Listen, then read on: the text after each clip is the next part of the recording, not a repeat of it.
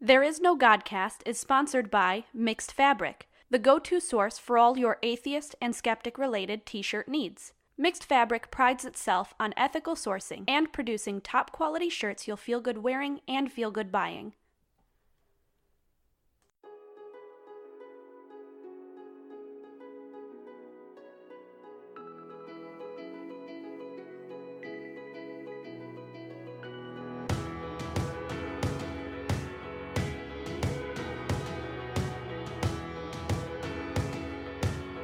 There Is No Godcast, the official podcast of Northern Indiana Atheists.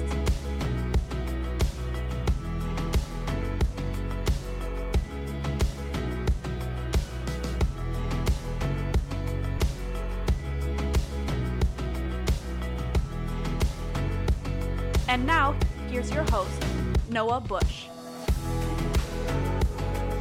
Hey, all you non-believers, and welcome to There Is No Godcast, the show that answers at least as many prayers as God does. Oh, what do you think? Too much? Was that too aggressive for right out of the gate?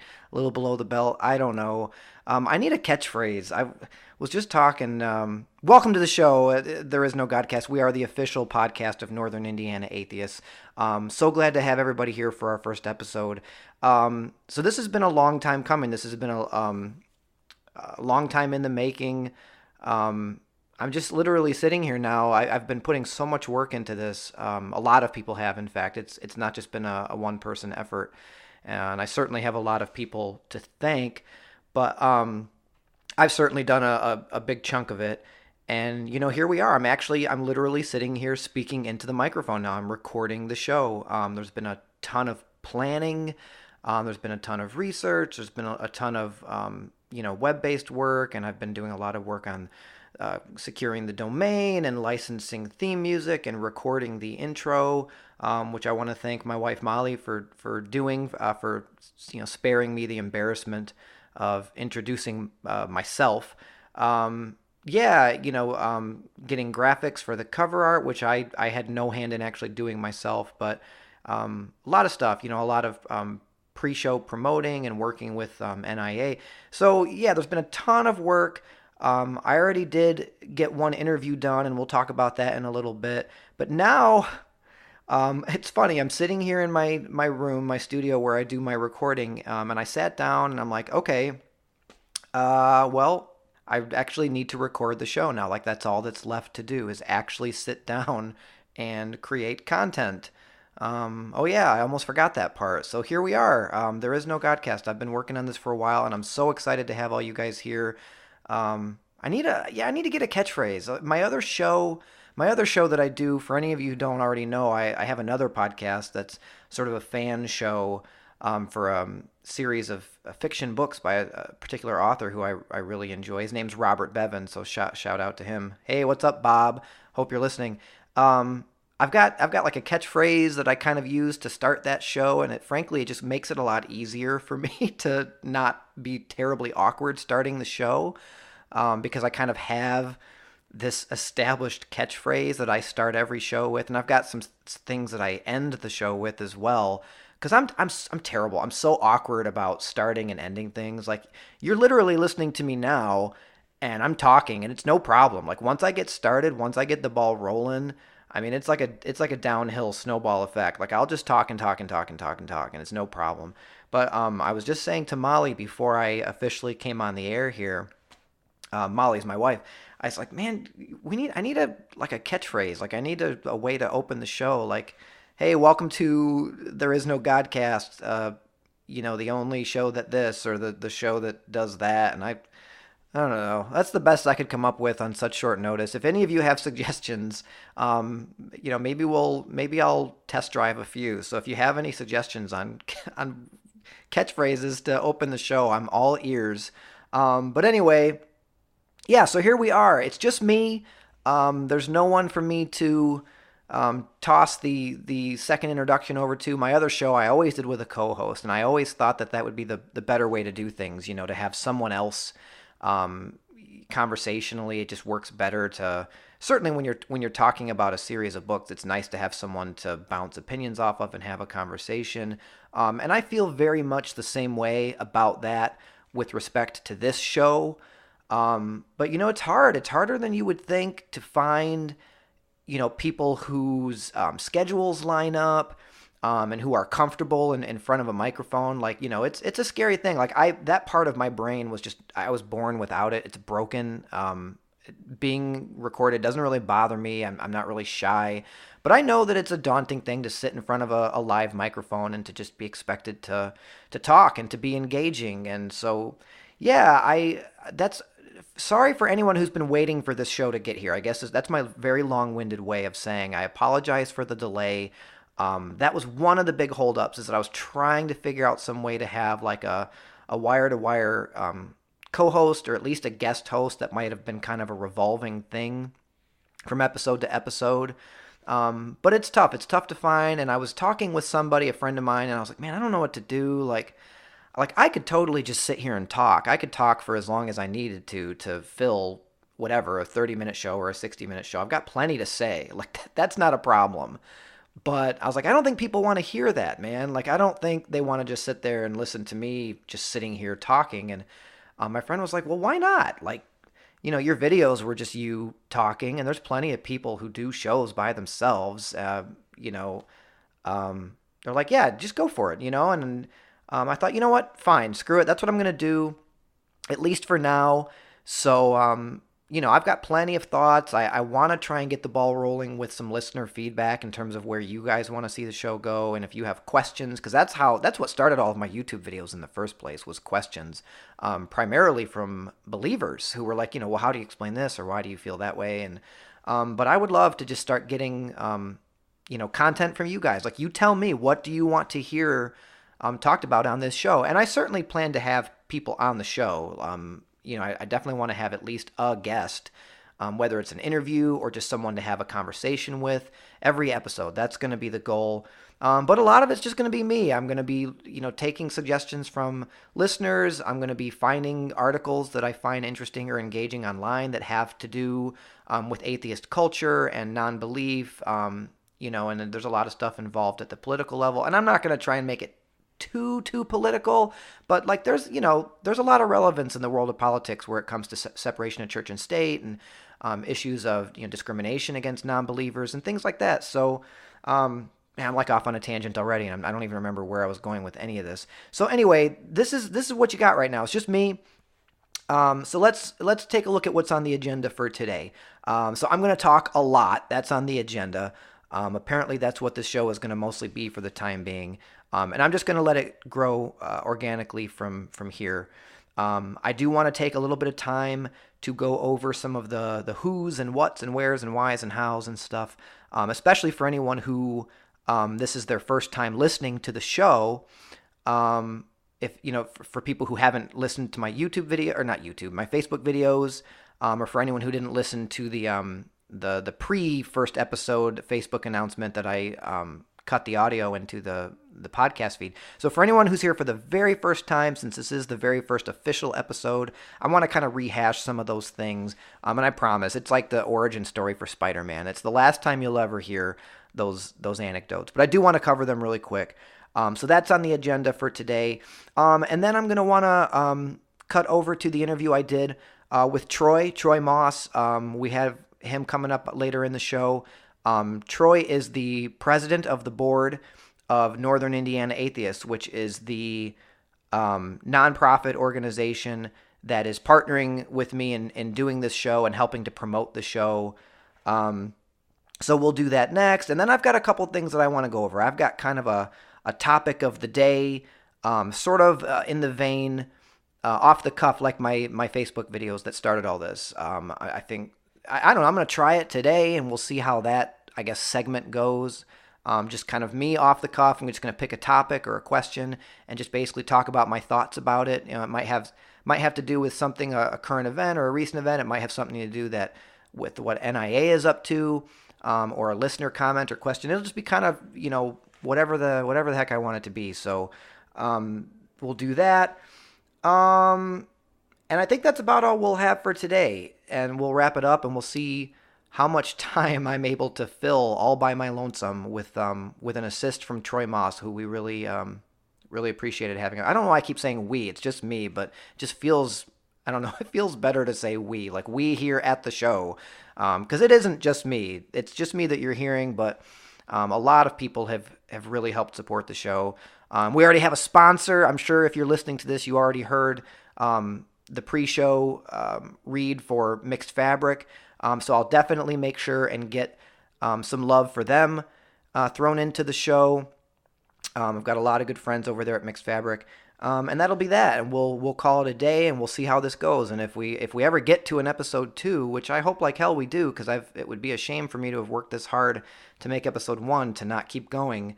And we'll see what episode 2 is like. I have this really weird like vision of like getting, I don't know, like if we get to 10 episodes or 20 or 50 or 100, I always think, because this is kind of how it turned out with my other show, that like I'm pretty in the groove, or at least I feel like we're pretty in the groove with my other show. I actually haven't recorded an episode of it for a while, a lot of which has to do with the attention I've been putting into this show. But anyway, I listen back every once in a while to the first couple episodes of that show, and I think, man, that was painful, and I can't even believe people kept listening after that, but they did.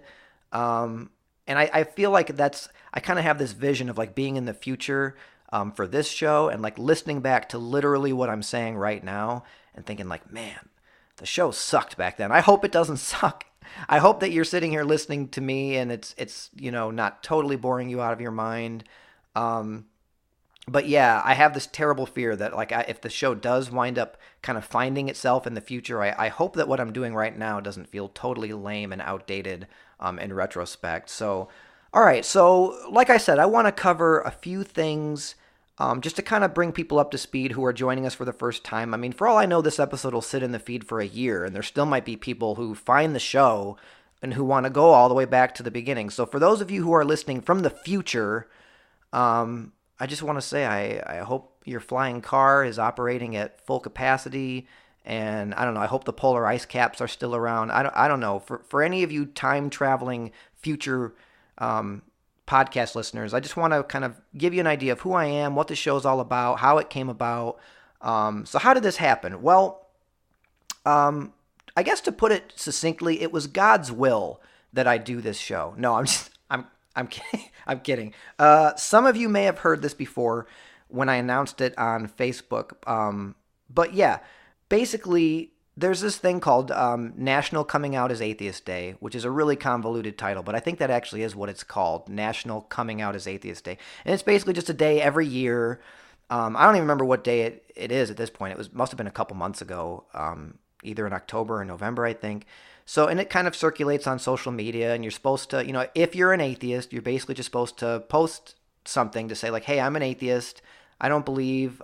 It's just really meant to encourage people who are in the closet about their non-belief to kind of see that they're not alone, to feel encouraged by strength in numbers, and to just, stand up and say, yes, I don't believe in God. I think it's all made up. I don't believe any of it's true. I don't believe there's evidence to support it. So I do that every year, or at least I try to do it every year.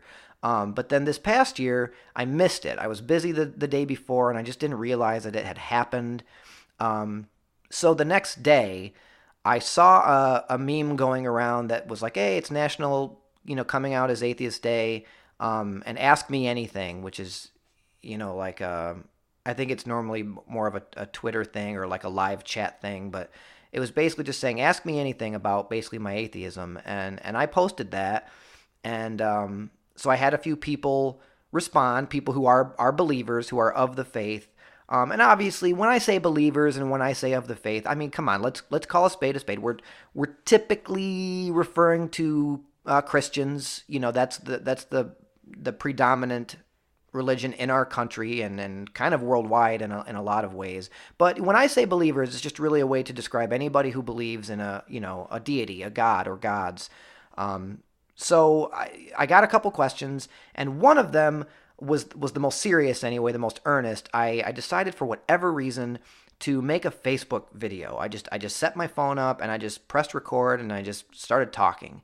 And I posted it, and it generated some good conversation, and in the comments for that video, I got another question from another person, and so I did another video and answered that question. And they kind of just kept going. I think I did like 3 or 4.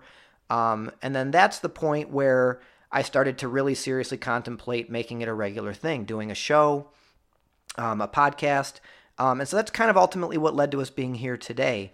So my next question for myself is, what's the point of this show? Well, to be honest, I'm not entirely sure yet. Normalizing atheism, I guess that's sort of a big goal, but I'm just doing my part, man. I don't like the idea. I'm just a regular dude. I like to talk. I don't believe in nonsense. I'm very open-minded, I think anyway. I need evidence, to believe in something, and that's how I think it ought to be. And that's why I'm an atheist. I'm an atheist. I'm a feminist. I'm pro-choice. I'm very anti-woo. I'm very pro-LGBTQ rights. I'm very anti-xenophobia. Super, super anti-vax. And if you can't follow that, double negative. That's basically just saying, if you do not get your kids vaccinated, then you suck, unless they can't for medical reasons. But yeah, that's a big one. So I'm a smart guy, I think, reasonably smart anyway.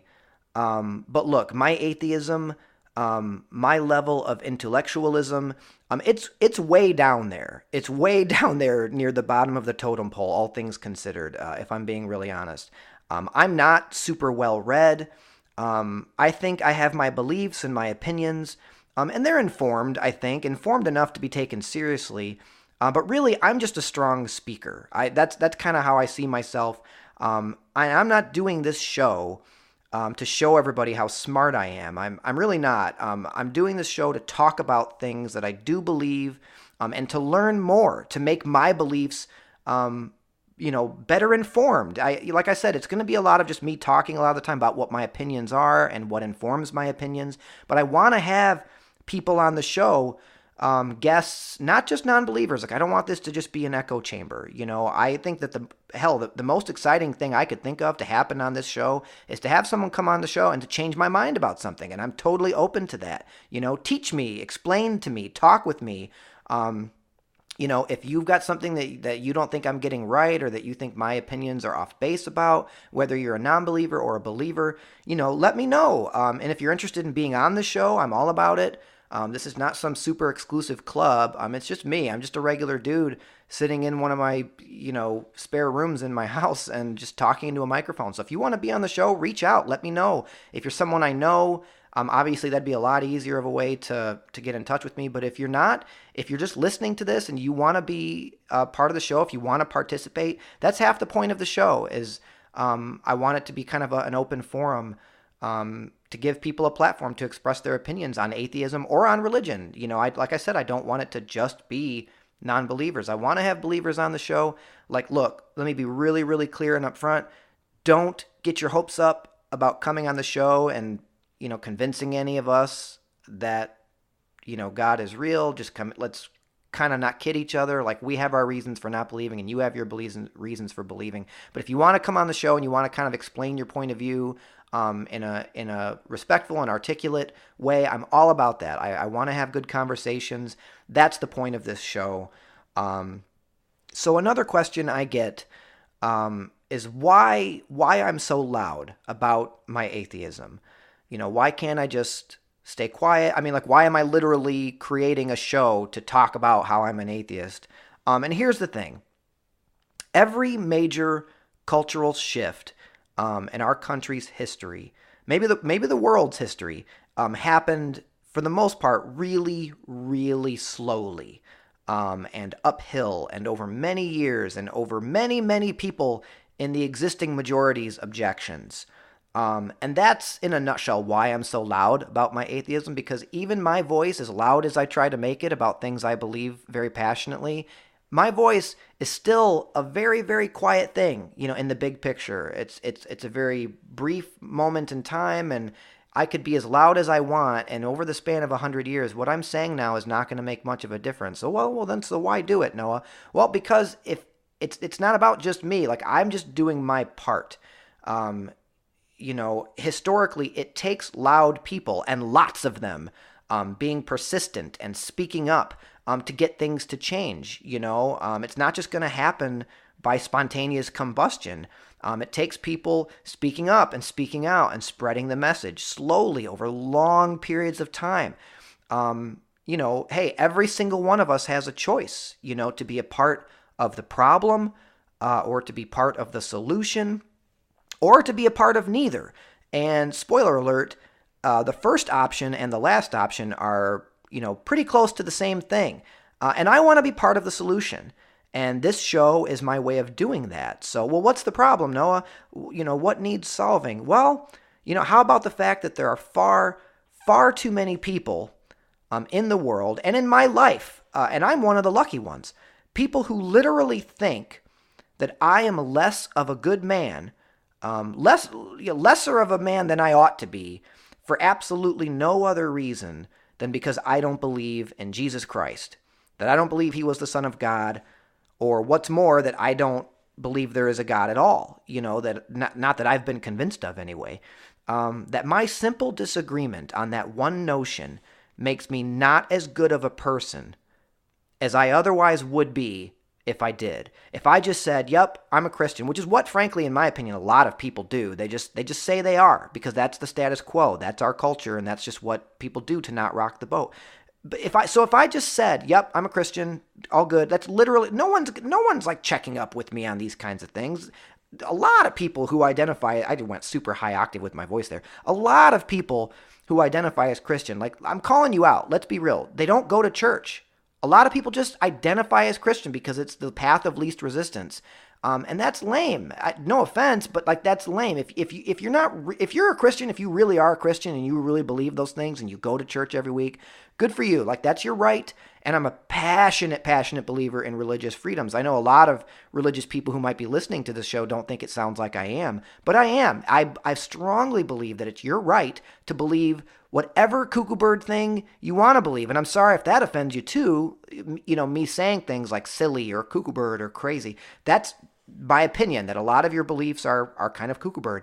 But I very strongly and passionately support your right to have those beliefs up until the point that your beliefs become impactful in any meaningful or tangible way on my life or the lives of others, So what was I getting at? Basically, yeah, it bothers me that there are a lot of people who are Christians who don't feel like I'm as good of a person as I could be if I just said I'm Christian. Literally, if I just said that, there are a lot of people who would instantly think that I'm a better guy.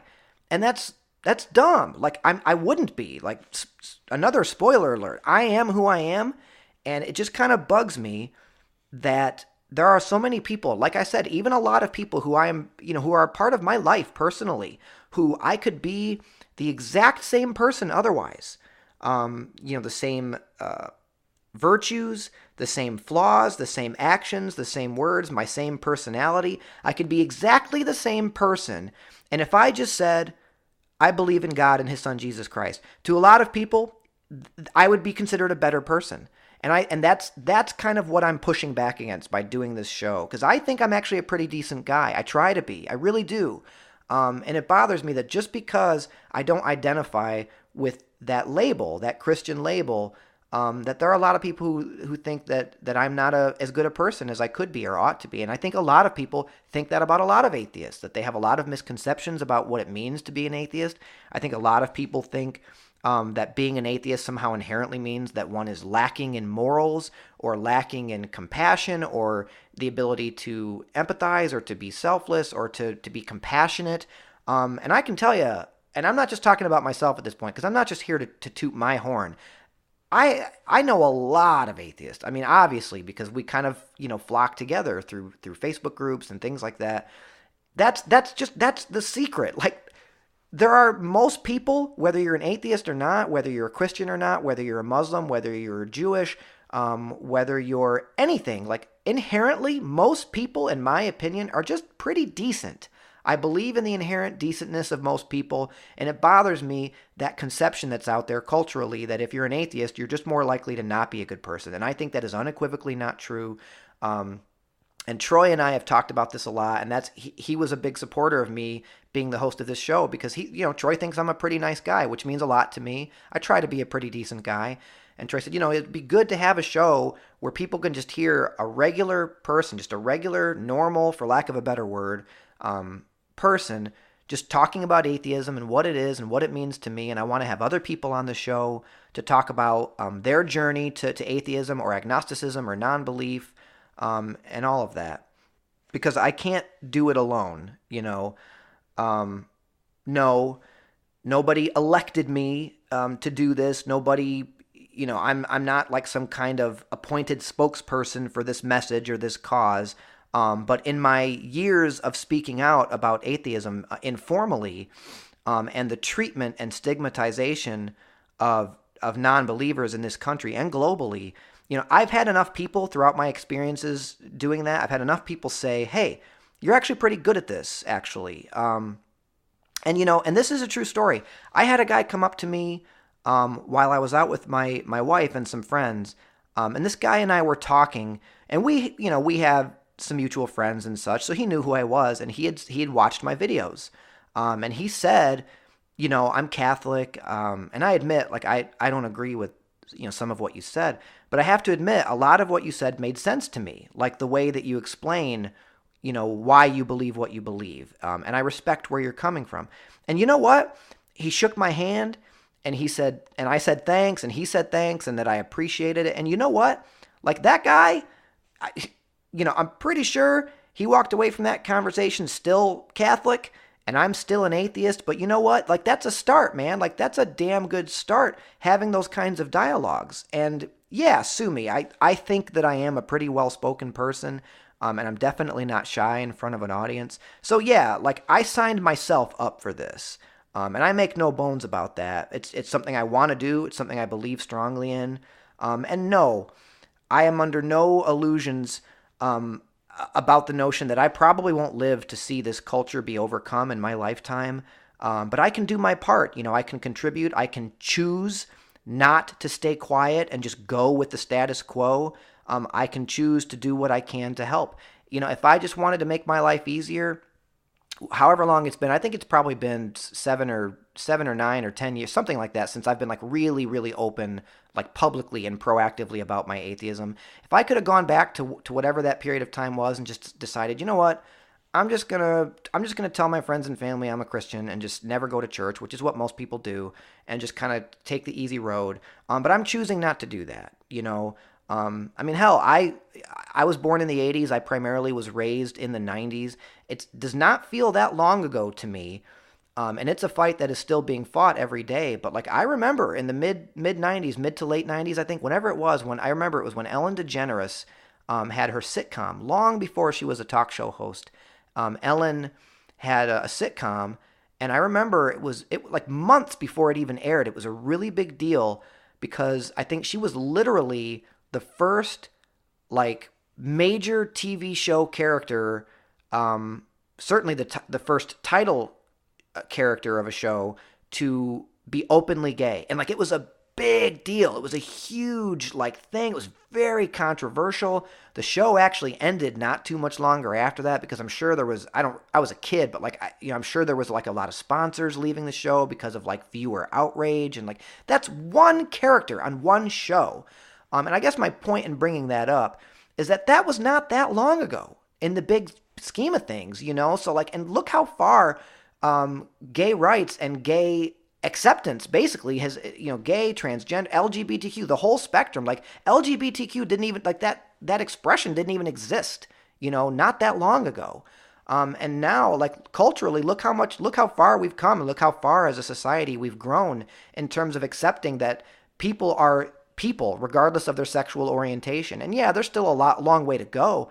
But when I think of how far we've come from that moment that I remember very vividly as a kid watching the Ellen show, I think it was just called Ellen. But anyway, that's the kind of thing that makes me think like, hey, this podcast, I fully expect it to be and stay small potatoes, but like whatever, it's within my capability of doing, it's within my realm of interest to do. So I'm choosing to do it. And whatever difference it makes, if any, at least when I die, whether that's tomorrow or 10 years from now or 70 years from now or 150 years from now, which is kind of what I'm hoping for, at least I can say that I tried, that I believed in this topic, I believed in this cause, I believed in this issue, and that I did the best I could to try and make a difference. So this is why I'm here. This is why this show exists, and I really appreciate you guys being here, and I hope that you stick with me to make the show the best it can possibly be. I think that's enough rambling from me for now. So we're going to get to the interview with Troy. Troy Moss was kind enough to take some time to do an interview with me remotely.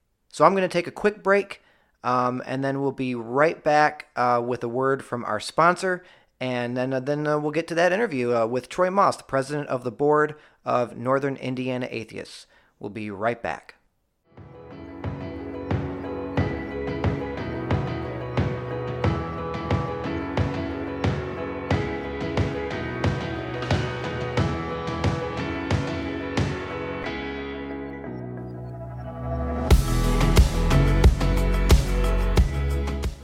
Hey guys, so I want to take a quick moment to talk to you about our sponsor.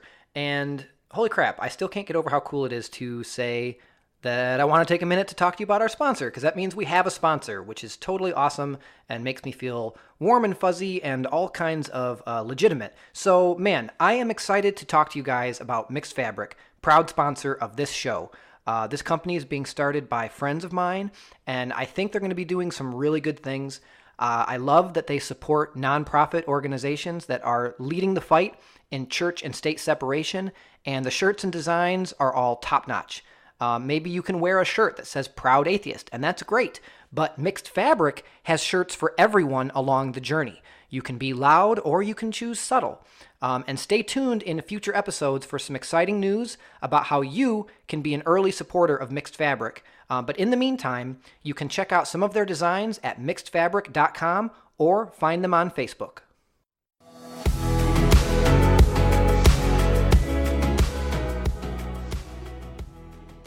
All right, now we're welcoming to the show. This is going to be our first guest in the history of the show. So this is very exciting, very historic. It's very appropriate. We've got Troy Moss, the president of the board of Northern Indiana Atheists. Welcome to the show, Troy. Thanks, Noah. Hey, so yeah, you've actually been, for those who don't already know this, and it's a big reason why it was very appropriate for you to be our first guest on the show. You and I have been talking about this show for quite some time. It's kind of been Troy and I's baby from the start. Would you say that's fair? Sure. Yep. Okay. Yeah, Troy is, as I said, the president of the board of Northern Indiana Atheists, which is the organization that I'm partnering with on this show. And Troy's kind of been my point of contact. I think, if I'm not mistaken, you were the one who initially approached me about the show. Am I remembering that right? Yeah, after seeing your videos, I thought who better to be the voice of local atheism than you. Oh, well, you can't see me right now, but I am blushing, both cheeks, full on. But yeah, that's kind of how it went down. Troy is a good friend of mine. We've known each other for several years through another local Facebook group that we had both been a part of. So we've known each other for a while, and I would dare say, I don't mean to put words in your mouth, Troy, but there was always, I think, a real good mutual respect between you and I. We always had a lot of really good interactions on that Facebook group, and kind of just became friends in that way. And so you've been there since the beginning, right? Like, you were one of the people who actually incepted the group and sort of kind of founded it from the ground up. Is that right? Exactly. Yes. Okay. And I'm sure I probably am familiar with a handful of the other people involved in that group as well. But yeah, so I did my little videos, which were really just kind of an off-the-cuff thing that I did. I've been a member of NIA for a while now. I don't remember exactly when I joined. But yeah, Troy messaged me, and it was kind of a funny coincidence because I had been doing these videos, which you were aware of, and you messaged me and were just kind of like, hey, have you ever thought about like making this a show? We were, we meaning NIA, looking into getting into the podcast game, I guess. And would you be interested? And I was kind of like, actually, it's funny you say that. And the conversations just kind of went from there. But that was probably like a month or two ago at this point? Right. Mm-hmm. Yeah. I mean, it takes a long time to like make a show. There's actually a lot of work that's gone into it. Troy helped me out with the lovely cover art that you'll be seeing if you're listening to this on your iPhone or wherever it is you're listening to this. If you see the cover art, that was Troy's doing. So thank you very much for that. You bet. Yeah, so let's talk about Northern Indiana Atheists. As far as what they do, what would you say? Like, what's NIA's mission? What's its purpose? Well, we're an organization established to fight state church violations on a local level and defend the rights of atheists across Northern Indiana. And how long has NIA been around formally? Well, we were founded in late 2017. We received our 501c3 status in August last year, 2018, and started accepting memberships. And as of today, we have about 80 members in Northern Indiana. Awesome. And we're growing rapidly. Okay. So, and how do people go about joining? Our membership is open to atheists and our allies who share our vision of government that represents all citizens equally and our passion for serving our community. We have religious members who understand and appreciate the importance of the separation of church and state. So if that sounds good to you, you can check us out on our website, northernindinaatheists.com. Find us on Facebook. Be happy to have you. Yeah, excellent. And is there a membership cost involved? Yeah, there's individual is $25. Partner is $40, I believe. And then there's a $10 student membership. Keep it cheap for the students. Sure, absolutely. And that's great. And obviously I wanted to be really upfront about that because, it is, these kinds of organizations, they have costs, and you guys have things that you do, charitable things you do. And so, you gotta support the organization. It's not all free. A lot of these people who are involved in this organization are basically donating their time. I don't imagine that you take any kind of salary or anything like that. Nothing at all. Yeah, so you guys are really fighting the good fight and not taking a dime. So yeah, if you have even the slightest inclination, please check NIA out. The website is northernindinaatheists.com. Is that right? Yes. Yeah, so just head over to the site, check it out. And that's an annual membership, right? Those prices that you're quoting are annual, and that's barely anything, you guys. I'm trying to think of it's like going to the movies once, basically, and you've joined Northern Indiana Atheists. It's a great organization. What are some of the things you guys have been up to recently? I don't know when, whoever's listening to this show, I don't know when you'll be listening to it, but we're recording this shortly after the Christmas holiday season. What have you guys been up to recently? Well, recently, we have an ACES program, so we keep pretty active. ACES stands for activism, community service, education, and social events. So on the activism side, we stay pretty busy. We were out protesting the government for the homeless, on behalf of the homeless. Mm-hmm. We did that in South Bend, Indiana, and Goshen, Indiana, and we have an Elkhart, Indiana coming up. We're out there supporting Michianify for the Homeless. They're a local homeless organization. So we help them out. Other activism, you guys, I think did like a adopt a family, right? Yeah. So yeah, we just finished our adopt a family fundraiser where we raised over $1,700 and helped 6 local families over the holidays. Wow, that's fantastic.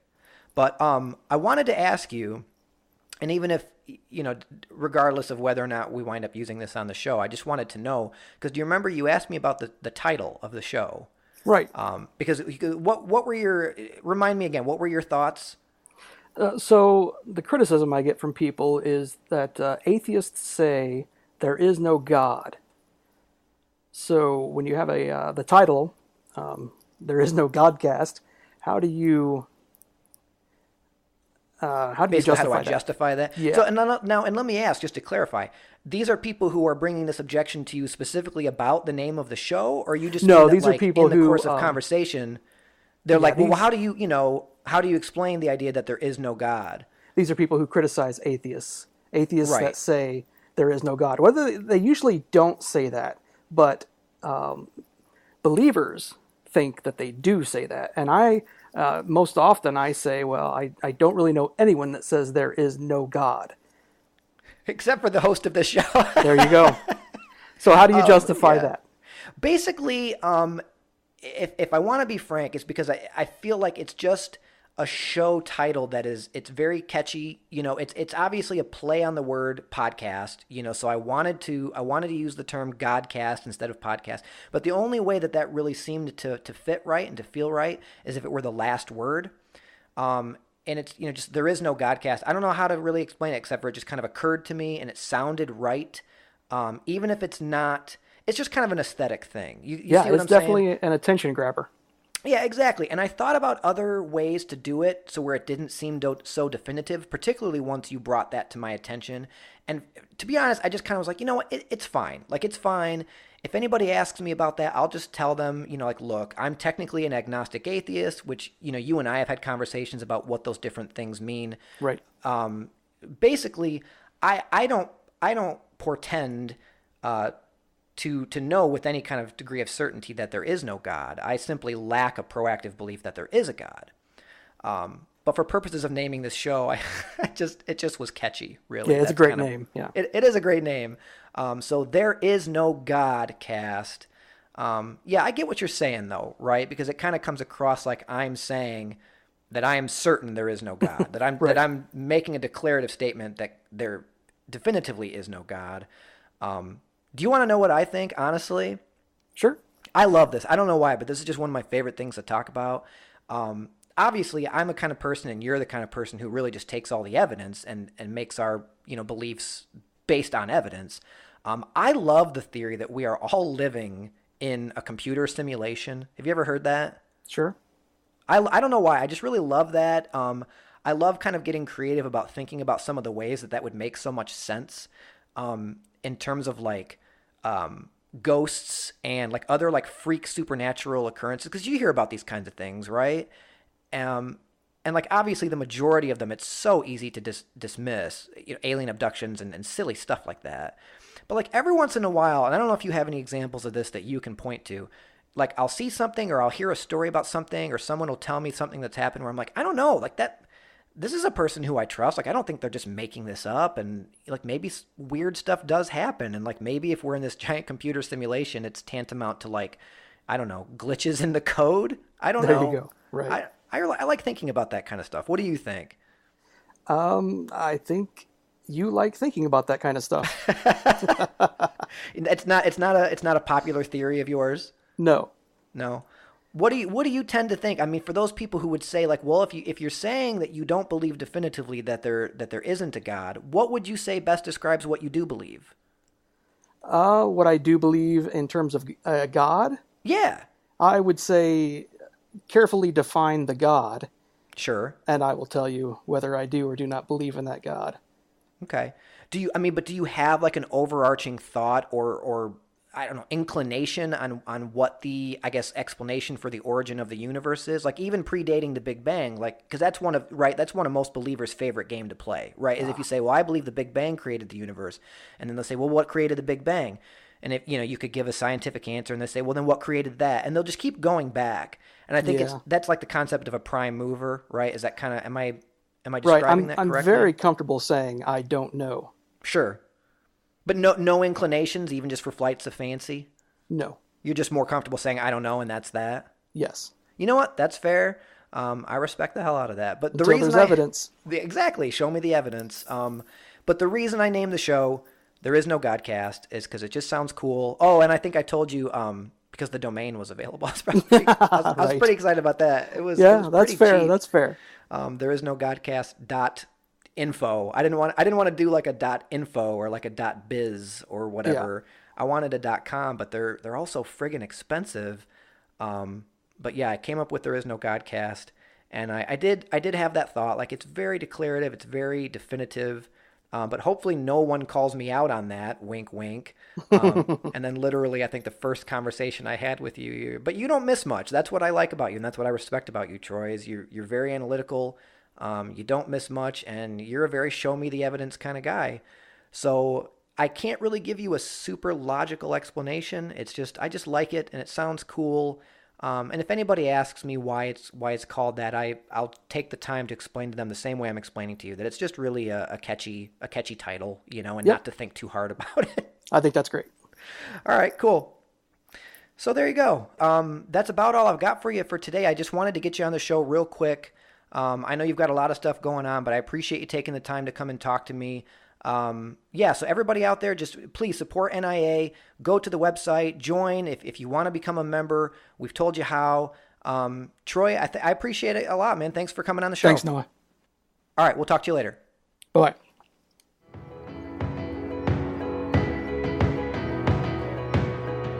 All right, so there you have it. That's our first interview. Thanks again to Troy Moss for coming on.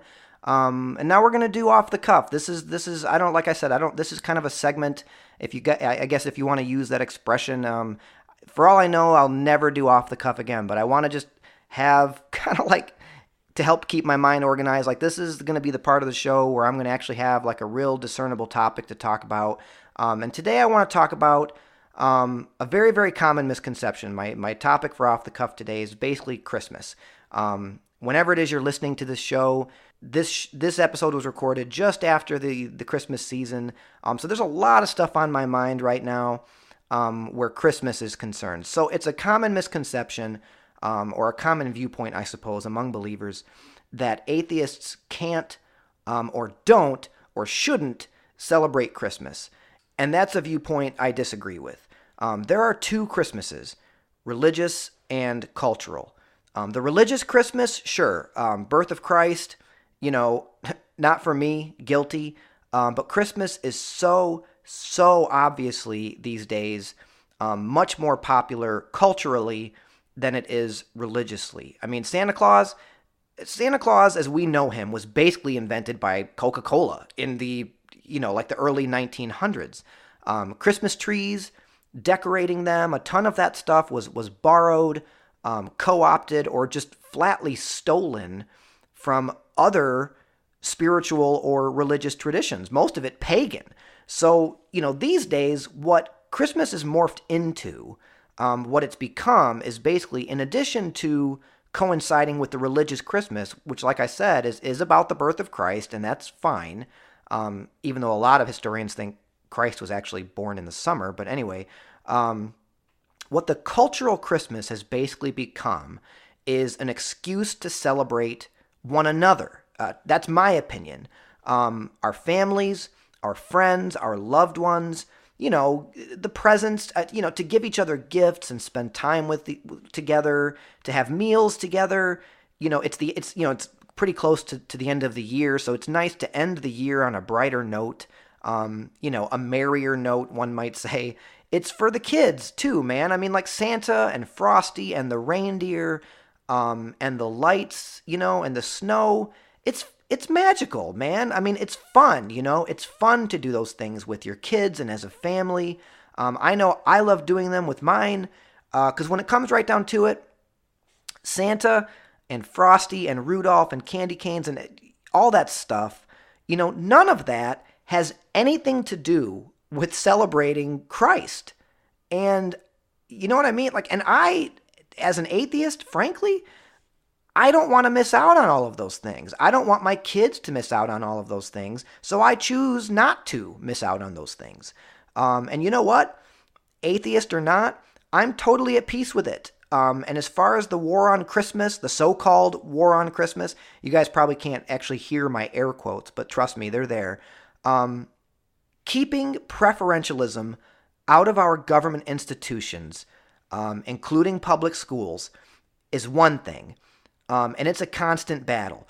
But for my part, you know what I say to someone when they wish me a Merry Christmas? You know what I tell them? I say Merry Christmas to you too. I say Merry Christmas back, man. And for my part, I don't know almost any other non-believers, not that I know or who I associate with, who would really say much anything different. I want you to be happy this time of year. If you're a Christian, if you celebrate the religious Christmas, if you celebrate the birth of Christ, hey, I want you to be happy. I want you to enjoy Christmas, for whether it's for religious reasons or cultural reasons. I want you to be happy this time of year. Same as me. I want to just, I want to have fun doing the Santa stuff with my kids because it's a lot of fun and I enjoy it and they enjoy it. And I love a good excuse to get together with my friends and family and just kind of, have that extra little bit of motivation to set aside a particular time of year to just be nice to the people who you love and who mean a lot to you. So yeah, if you're a believer and you pass me on the street, in December and you say, "Hey, Merry Christmas," I'm gonna say Merry Christmas to you too. I don't know if every atheist is gonna do that, but like I've said, atheists are just nice people. They're just normal, regular people. They just don't agree with you on what happens after you die. And if you celebrate Christmas for religious reasons, and as long as you don't use that as an excuse to say, well, we need to teach our kids about the birth of Christ in school at Christmas time, or, we need to put up a nativity scene on the courthouse and use taxpayer dollars to pay for that stuff. Like, that's the kind of stuff I'm not okay with. And that's the kind of stuff that I guess has created, in my opinion, this perception among a lot of believers that there's this, again, air quotes, war on Christmas. Like, no, dude, that's not how it is. Most of us, on a day-to-day, person-to-person interaction level, if you say Merry Christmas, we're going to say Merry Christmas right back. I can't speak for every atheist because I don't speak for anyone other than myself. Maybe some wouldn't. I don't know.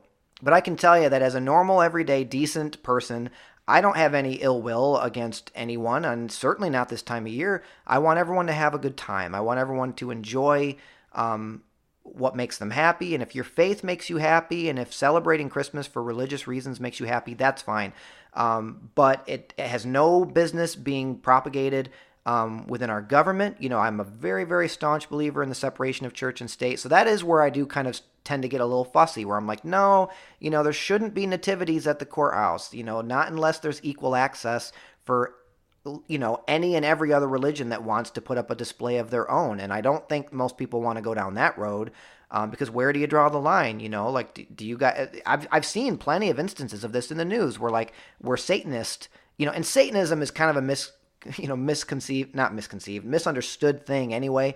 Like, a lot of Christians think Satanism is worshiping the devil. Really, Satanism is just a way of them pointing out, like, hey, if you guys have religious freedoms to believe what you want, we have religious freedoms to believe what we want. So we're gonna worship the devil. Most Satanists are actually atheists. They're just kind of proving a point.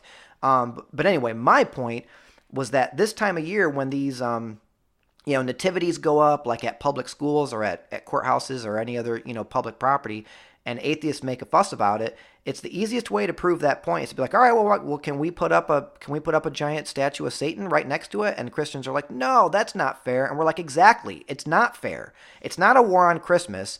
It's, I guess, a war for equality, because, just because Christians are the majority doesn't mean that, taxpayer dollars should be used to promote their religion, because I don't share your religion and I pay my taxes, and I don't want my tax dollars, paying for nativity scenes at the courthouse. I don't want my taxpayer dollars to pay for public school teachers to be teaching students, many of whom are not Christians, to be learning about the birth of Christ. If you want to teach your kids about the birth of Christ, guess what? If you want to teach them about the religious aspects of Christmas, do it at home. That's what your home is for. That's what your church is for. Do it at home. You're their parents. Do it yourself. Like, you're their first and best teachers. If you are a believer and you think that the religious aspects of Christmas are really important to you and your family, then do something about it. But when you send your kids to a public school, where my kids are going to eventually go someday, I don't want them to be sitting there learning about the birth of Christ. Like, if they express that desire to me when they're old enough to express that desire of their own volition, that they want to learn about the birth of Christ, I've got plenty of family members who are religious. Like, I'll say, hey, well, go to church. If you want to go to church, we'll find someone for you to go to church with and learn about the birth of Christ. But when you go to school, I want you to be learning about, science and math and English and art and, not religion. I don't believe religion belongs in public school. So I guess if there's a war on Christmas, and I don't think there is, it's really just a matter of a lot of people getting really bent out of shape about the notion that, nativity scenes don't belong on courthouse lawns. Teaching about the religious aspects of Christmas does not belong in a public school classroom. It's my opinion that if you want to teach your kids about those things, do it yourself on your own time. Do it at church, which is what churches are for. But if you pass me on the street just as an average Joe and we have an interaction and you wish me a Merry Christmas, or if the worker at Starbucks or if the person at McDonald's or at Meijer or Kmart or whatever, which are all, privately owned institutions. They're not they're not government institutions. If the employees there want to express Merry Christmas, all you're ever going to get from me is a smile and I'm probably just going to say whatever you said to me right back, because I want you to have a Merry Christmas. I want to have a Merry Christmas. Like I said, I celebrate Christmas for my own reasons. I don't know that a lot of atheists do it that way, but I know a lot of Christians have a problem with the fact that I do it this way. But I'm like, whatever. What do you care? Like, what does it matter to you? If we want to have fun with the red and the green and the Christmas trees and the Santa Claus and the reindeer, like, my kids love Frosty the Snowman. That doesn't have anything to do with anything. That doesn't have anything to do with Christianity, or even the Santa Claus stuff. Frosty the Snowman is just a fun little jingle that I think was created by like a department store or something. And my kids love that stuff, man. They eat it up. And I love anything that makes them happy for the most part. So, yeah, so when Christmas time rolls around and the Christmas music is on the radio, I'm all for it. Certainly, if there's a war on Christmas, I'm not a soldier in it. I just want everybody to be happy, and I want everyone to do their own thing, and I don't want anyone to use the time of year as an excuse to force their religious beliefs upon me. So there's no war. It's just saying you do your thing, and I'll do mine.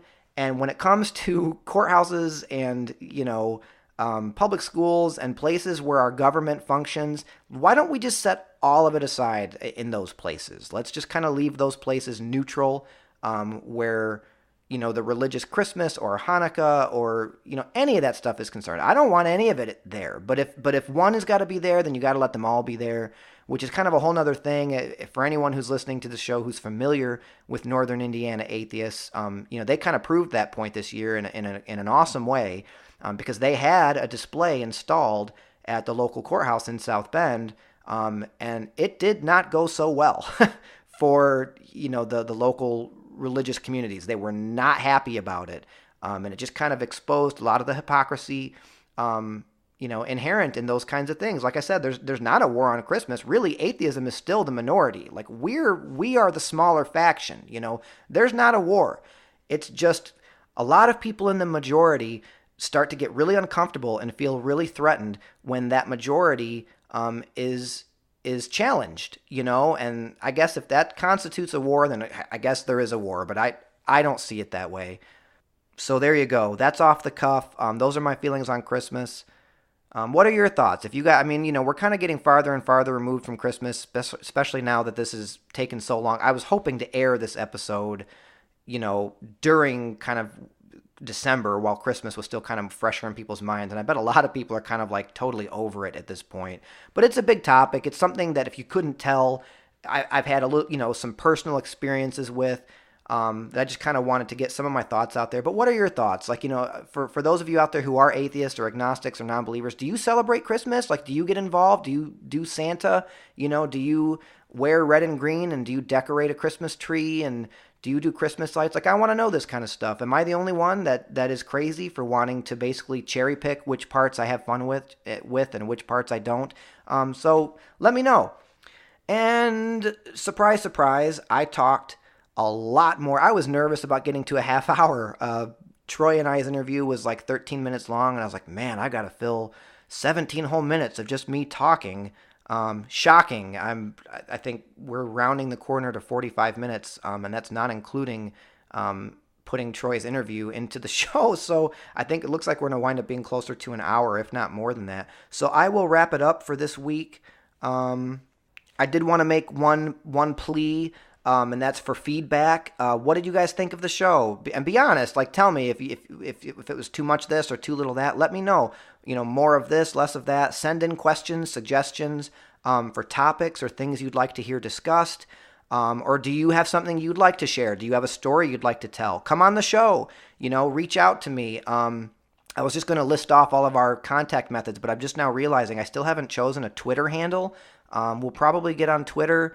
That's something I want to open up to you guys. Do you have any suggestions for my Twitter handle for the show? I'm so pissed because There Is No Godcast is too long by one freaking character. I got to it and I was like, oh man, There Is No Godcast. That's got to be available. And yeah, it's too long. So Godcast is taken. No Godcast is taken. And I don't know, I couldn't really think of what I should do for the Twitter handle. So if you guys have suggestions, check it out. Let me know what your suggestions are. But you can find us at our website, thereisnogodcast.com. You can definitely send me an email, thereisnogodcast@gmail.com. That's thereisnogodcast@gmail.com, just like it sounds. You can certainly find the show at any of Northern Indiana Atheists' social media. They're on Facebook. Yeah, you can reach out to me personally. I'm always happy to answer any questions or talk to any listeners who want to talk.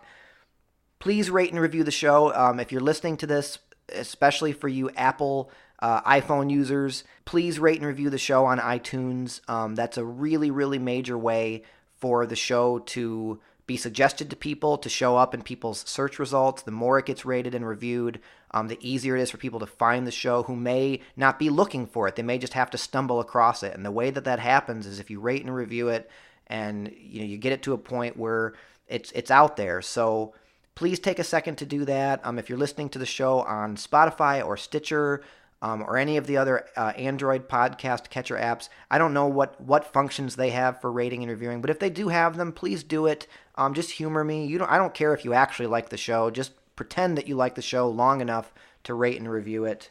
That's all I've got for you guys today. I don't know if this is going to be like a weekly thing or a monthly thing or a something kind of in between type of thing. It's really just going to be as often as I have the time and the content to make the show. But I hope whenever it is we're back that you guys will join us next time. I'm going to really need to put some thought into a closing line because I don't have one for that either. But I'm just going to instead awkwardly say, we'll see you next time.